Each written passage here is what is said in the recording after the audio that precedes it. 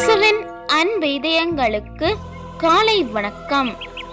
இந்த நாள் உங்களுக்கு ஆசீர்வாதமாக அமைய வாழ்த்துக்கள்.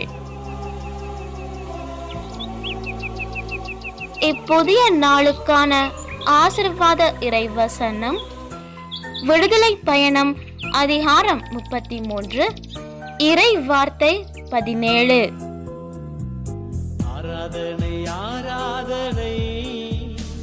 நீ கூறியபடியே நான் செய்வேன், ஏனெனில் நீ என் பார்வையில் தயை பெற்றுள்ளாய்.